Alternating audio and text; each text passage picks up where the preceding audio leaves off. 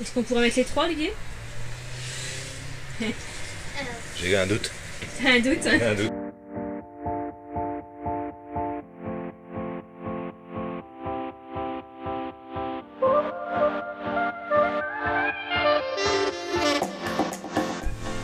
Bienvenue dans cet épisode. Aujourd'hui, on va visiter les camping-cars. On va aller voir différentes concessions et on va regarder surtout les aménagements intérieurs des camping-cars pour voir si ça nous correspondrait à une famille de 5 personnes surtout et voir les différentes marques et les différents prix.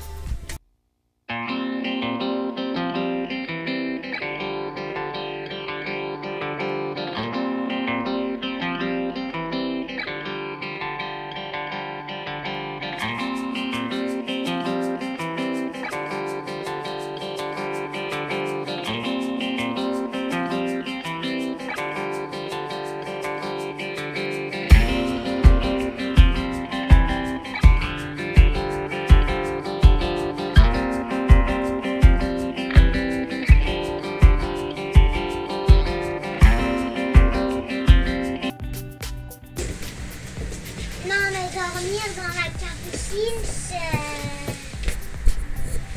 Oh! C'est quoi en fait? Il y a une autre planche. Ici, Là, on a une capucine pour faire dormir les enfants. Ouais.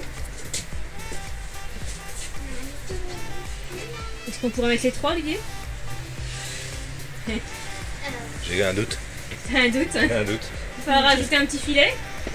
Ouais, Ici, on a un modèle avec un slider, c'est-à-dire le côté qui s'étend. Toute une banquette. Et une partie nuit avec un lit double. Et la cuisinette. Un grand cavac évier, un truc de cuisson.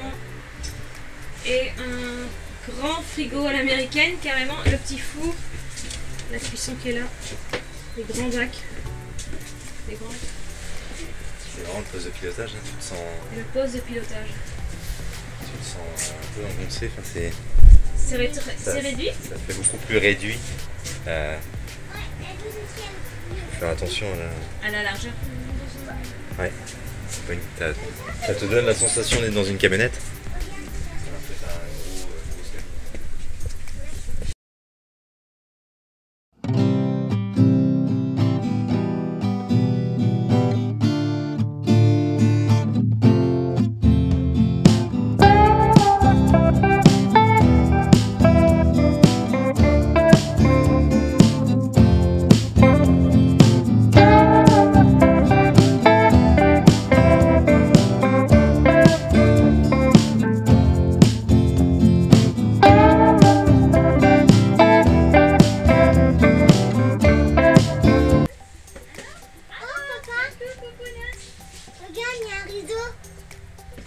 Ah oui.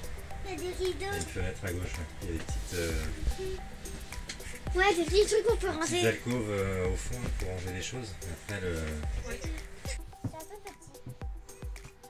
Genre, moi, je peux pas... Je peux pas...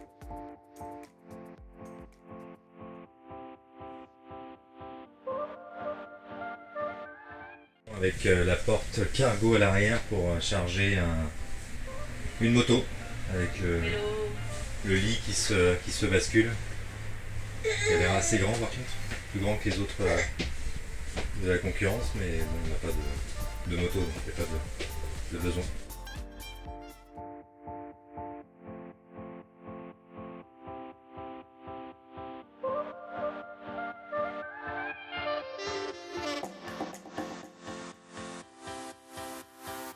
Version pour Pépé Mémé avec le gros fauteuil de cinéma. Tranquille Émile? Oui. Et la chambre à coucher. Je pense qu'ici, ah oui, non, on est quasiment à 27 pieds parce qu'il y a un slider dans le fond. C'est immense, c'est une vraie chambre ici qui va quasiment se fermer avec une porte coulissante. C'est un vase 4 plaies avec des extensions. Okay. Et la salle de bain. qu'on adore ici dans les camping-cars, c'est les tissus utilisés pour le rideau. Franchement, c'est les plus beaux actuels. Donc là, on est dans un modèle 27 pieds. 27 pieds, ça correspond à la longueur du véhicule. On se rend mieux compte à l'intérieur, on va aller voir ça. Donc là, et en plus, il a des extensions, des sliders. Donc effectivement, il est immense. Donc un canapé, une dinette, une grande cuisine, et les particularités souvent, c'est qu'il y a une chambre au bout. Donc une douche, un grand placard et carrément une chambre à coucher qui est aussi en extension. Voilà, c'est vraiment très grand, hein. Ah non, il fait 31 pieds celui-là. Donc il est vraiment grand. Toute une configuration différente. Avec d'un côté la dinette et un canapé, ça c'est top je trouve. Et la capucine. Le canapé est quand même un plus. Là on a la petite cuisine. La partie douche en séparation de la chambre à coucher. Qui est en renfoncement en fait. Qui est grande. Wow. La petite télé. Et voilà. Une grande fenêtre.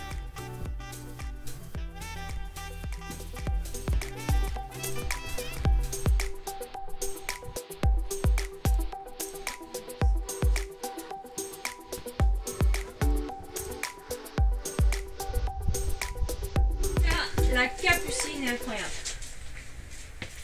Tu peux regarder les étoiles pour dormir. C'est pas génial ça? Et il y a surtout... C'est un 24B avec un double slide pour la dinette, pour le lit. Mais...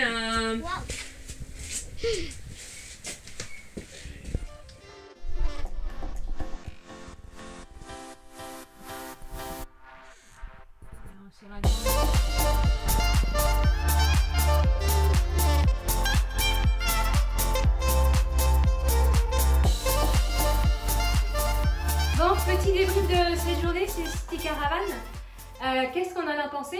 Qu'est-ce qu'on a vu dans les différents VR qu'on a visités? Donc, premier point de vue, lequel t'as préféré, Olivier? Moi j'ai préféré le Antegra. C'était C'était le modèle avec la lunette, la fenêtre au niveau de la capucine, donc au-dessus du poste de pilotage. C'était grande et belle. Elle était grande et belle, c'était aéré, il y avait un coin Dinette? un coin dinette, Ouais. un beau lit, enfin il était superbe. Après, Ouais. il était Il y avait un slider. légèrement plus cher, il y avait un slider. Ouais. Il y avait un slider.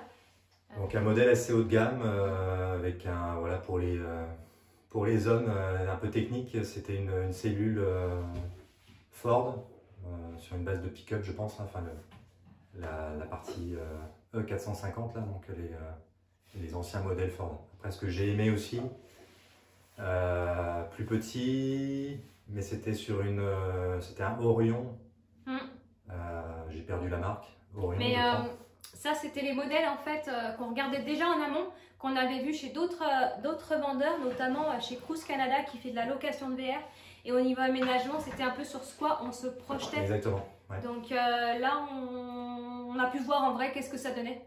Donc, Oui, la seule différence, c'est c'était sur un châssis et un modèle Transit, donc Ford Transit. Ce qui est sympa avec le Ford Transit, c'est que le pare-brise remonte plus haut. ça, c'est chouette. Il y a moins cet effet de casquette, comme on a beaucoup sur les modèles de VR américains, donc avec une grosse capucine sur le dessus.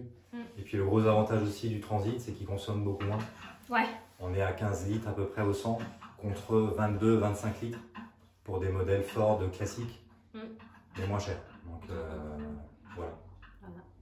Dans ceux que j'avais préférés, moi j'aimais bien, mais c'est plus aménagement, moi je suis moins dans la technique. Tout ce qu'il y avait aussi, soit la dinette plus ouverte, moins 4x4 là, plus banquette en L, c'était plus agréable au niveau de la circulation dans la cabine. Et c'est vrai que l'Antegra, moi ça aussi ça a été très sympa, celui-là avec la grande vitre en haut, ça rajoutait vachement de lumière dans la cabine. Mais en fin de compte, dans tous les modèles, j'ai pas eu le grand coup de cœur. parce que chacun avait des petites choses comme le slider qui est moins... Ouais. Il nous est moins conseillé d'avoir un slider sur 6 mois. C'est plus source de... Il y a de la mécanique, c'est ouais. électronique, électrique, ça fonctionne sur batterie. S'il n'y a Ouais. plus de batterie, il n'y a plus de slider. On peut plus dormir. Exact. Et puis sur du boondocking, sur des stationnements Ouais. type Walmart, c'est autorisé ici au Québec, là, enfin aux États-Unis, en Amérique du Nord, de stationner sur les parkings de Walmart. Et Gratuitement, je précise pour ceux qui ne connaissent gratuitement, pas. Ouais. généralement, des fois ils demandent un un certain dédommagement au niveau des commodités, mais il ne faut pas trop s'étaler sur les stationnements. Il faut rester discret, quoi. Enfin, faut pas montrer que tu t'installes pour 15 jours. S'il y a des sliders dans tous les sens, c'est pas forcément adapté pour le boondocking, c'est plus pour du camping. Donc, conclusion, là, en plus, il n'y a pas tant de choix parce qu'on est dans une période de l'année, on est déjà en avril, où pour l'année 2021, tout est vendu. Tout est vendu. Ouais, vraiment gros engouement. Ouais, je sais pas comment le dire, mais on est trop tard. Et en même temps, nous, on a de l'avance parce qu'on voit pour 2022. Donc, il n'y avait pas grand choix de visites et de choses qui étaient comme ça. Après, niveau budget, c'était un petit peu au-dessus de notre budget pour du VR usagé. Ouais, donc, ici, les prix, pour les Français, les Européens, là, qui connaissent moins les prix ici, on est sur du neuf, on est entre 85 000 et... Minimum. Jusqu'à, je parle pour des 24 pieds, 27 pieds, donc des modèles assez petits. Ouais. Petits ici en tout cas, parce qu'après on est sur des motorhomes, des gros bus, là, mais on peut aller jusqu'à 130, 140, 150 000 $. Donc, minimum, ouais. Minimum. Donc après, ce qui fait que le prix est plus cher, c'est la finition. Et puis le moteur, c'est souvent des sprinters Mercedes diesel pour les gars un peu techniques comme moi. Et forcément, ça coûte plus cher Mercedes qu'un moteur de type pick-up Ford. Donc, pour la conclusion de cette journée, pas d'achat, parce que nous, on a le temps, c'est ça qui est notre avantage, c'est de pouvoir comparer. Vous verrez continuer aussi de comparer dans cette vidéo.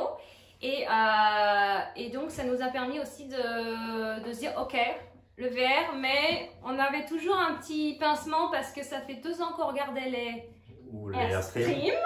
Voilà. Et on s'est dit, allez, on y retourne. Voilà. On y retourne.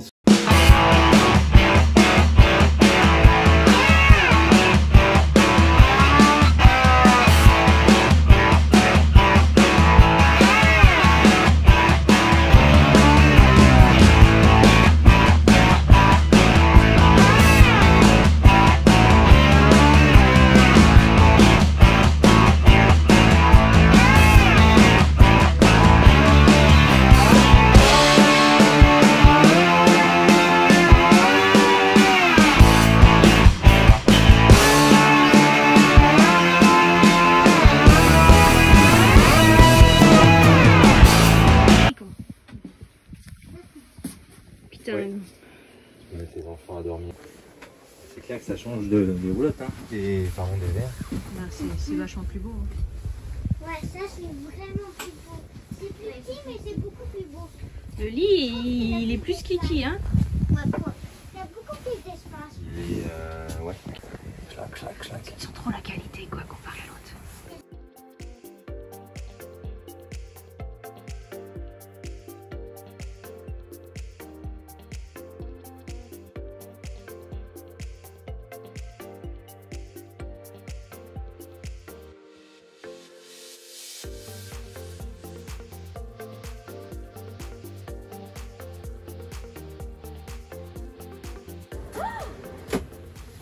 My god. Tu crois à chiquer, hein? Eh non mais niveau rangement c'est un truc de fou. Là t'as toute ta cuisine, là t'as tous les placards.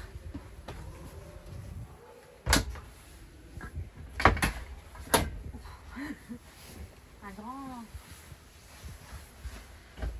Je vais le mettre là. Elle est en occasion celle-là? Elle a servi qu'une fois donc. Oh my god. C'est le rêve d'avoir un tiroir comme ça? Ouais, Une petite télé. Ouais, la petite télé pour l'espace dormir. Il y en a une autre là. Un rideau. Il y en a une autre là?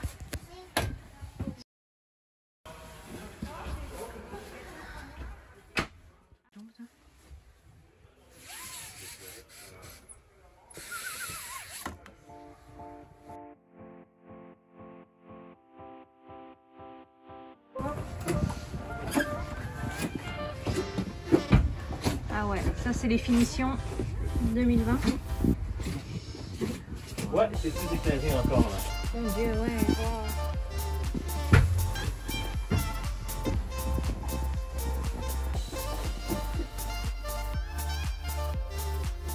Nous voilà, donc débrief de cette visite chez Airstream tout à l'heure. Donc la 23 pieds, c'était celle qui nous correspondait vraiment le mieux, et tant mieux parce que c'était la seule. La 23 pieds Flying Cloud. Ouais. Il y a plusieurs modèles de Flying Cloud, là c'était avec Plusieurs tailles. Plusieurs tailles. Donc avec le lit sur le fond et puis une grande banquette sur le devant avec toutes les fenêtres. Énorme, une énorme banquette, une dinette avec la table qui se transforme en lit double, et la banquette canapé se transforme aussi en lit double. Donc ça fait quasiment 6 couchages dans cette config. Ouais. Et dans une autre config qu'on pourrait avoir, il y avait quoi? La possibilité d'avoir un lit superposé au-dessus du lit parental, du lit du fond. Ouais, donc ça c'était... Donc ça c'est cool. Ça peut être sympa quand on a 3 enfants, qu'on ne veut pas transformer tout l'intérieur pour les coucher. Ça, et ce qu'on aime dans les Airstream, au final, c'est la décoration, parce que c'est bête à dire, mais je suis désolée, les verres aujourd'hui, là, même ceux de 2020 dans les concessionnaires, c'est pour nous petits Européens, et je pense même pour les petits Québécois. C'est le style américain, foncé, marron. Vous avez vu dans la vidéo avec juste les petits rideaux, les petites reflètes au-dessus des vitres. Ouais, donc c'est les aménagements clairs des intérieurs de qualité, vraiment de qualité. Je voyais l'épaisseur des meubles, c'est plus épais qu'un meuble de cuisine. Ouais. C'est vraiment rustique. Sur les modèles 2021, ils ont rajouté quelque chose au niveau du plancher, c'est plus en bois, c'est en composite. Donc ça aussi, c'est encore plus de robustesse dans le temps. Après Airstream, on sait tous que une Airstream 30 ans après... c'est comme un avion, c'est fait avec des rivets. Exactement, je peux confirmer. Olivier pourra vous en parler. C'est du rivetage sur des cadres, sur des frames. Enfin, c'est vraiment comme un fuselage d'avion. Ouais, tu pourras faire ton contrôle qualité sur les rivets. Ouais. Ça va être rigolo. On peut faire du contrôle qualité sur une Airstream. Ouais, mais là c'est tellement bien fait déjà avant à l'usine que tu n'auras pas à faire. Tu n'auras pas à faire des rapports. Bref. Exact. Donc là cet aménagement, je pense que c'était l'idéal. Et vraiment Airstream, c'est des foules de fenêtres, de la lumière, de la clarté. Beaucoup de fenestration et beaucoup de luminosité. Puis on a l'impression de profiter de l'extérieur beaucoup plus que dans un VR ou une roulotte. Quand on est assis à table, on voit le paysage quoi. Ouais. Donc ok, tu as une roulotte, mais tu faut aussi profiter du paysage, c'est pour ça que tu bouges. Donc voilà pour cet aménagement là. Ouais, on est tenté par le modèle 23 pieds. Voilà, c'est celui-là qui nous correspond. Waouh, juste j'ai encore le waouh, moi dans mes yeux, je crois que... la Airstream, ça fait rêver, c'est le coup de cœur à chaque fois qu'on y va, là. On n'a pas été souvent, mais là ça fait la deuxième fois qu'on y va. Et encore, pareil que tout à l'heure que je disais, il n'y avait rien, il n'y avait pas de choix, il y en avait une, on a visité la 23, on a entrouvert une petite 19 qui était sur le parc, mais c'était les 2 seuls en stock, et coup de bol, parce que la 19 était juste là comme ça. La 23 était une usagée, même pas en vente, et les tous étaient sur commande, pas avant octobre de cette année. Exact. Donc gros boom, Olivier va vous en parler. Gros boom, oui, avec la pandémie, les gens se jettent sur tout ce qui est en rapport avec l'outdoor, les vacances, puis surtout les vacances locales, parce qu'ici ils ont beaucoup l'habitude de partir dans le sud, donc Mexique, la Floride, etc. Et cette année? Et cette année, c'est beaucoup plus compliqué pour les gens, la majorité des gens, donc il y a toujours des possibilités, mais c'est plus compliqué, donc les gens préfèrent voyager en local. Et puis le gros avantage de l'Airstream, c'est que c'est un produit qui ne se dévalorise pas, voire qui se revend plus cher du fait de la pénurie actuelle. Ça c'est incroyable ça. Donc les gens réfléchissent moins, il y a un gros délai d'attente. Comme je disais tout à l'heure, il n'y a qu'un seul revendeur ici qui est Rouleau de Sainte-Anne à Québec. Donc voilà, ils n'ont pas non plus beaucoup de commandes à chaque année, enfin beaucoup de possibilités de commander. Je pense qu'ils sont limités parce que l'usine, il n'y en a qu'une aux États-Unis, donc c'est compliqué. Tout le monde veut ses Airstream, donc c'est pour ça que les délais d'attente sont longs.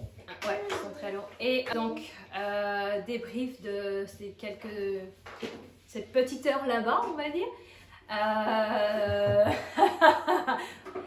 Eh ben, on sait plus. C'est pas le même budget, hein, c'est mais... 2 fois le budget qu'on s'était fixé. Donc, puis voilà, même plus que ça, d'ailleurs 3 fois, parce qu'il faut aussi compter l'achat du véhicule pour tracter la roulotte. Il faut au moins un pick-up.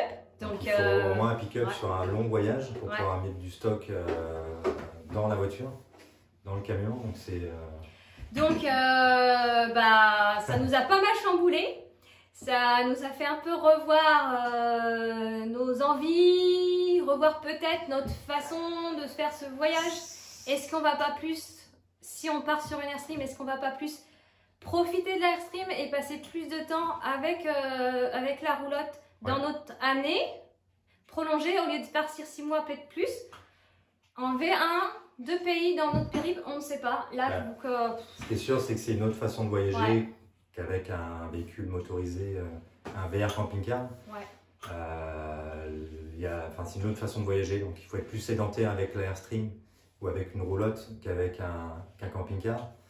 Ça nous plaît aussi, nous. Là, mais donc, on est en train de réfléchir, il faut comparer, Je pense que c'est quelque chose qu'on disait aussi dans ce voyage. C'est pas du fast voyage, c'est du slow. Voilà, c'est profiter vraiment des endroits, des paysages, de la vie sur place et pas vouloir bouger à tout prix tous les jours comme un road trip qu'on fait genre pour 3 semaines, 1 mois. On voudra peut-être se stationner 1 semaine, 2 semaines et en profiter vraiment. Se poser pour les enfants, c'est important.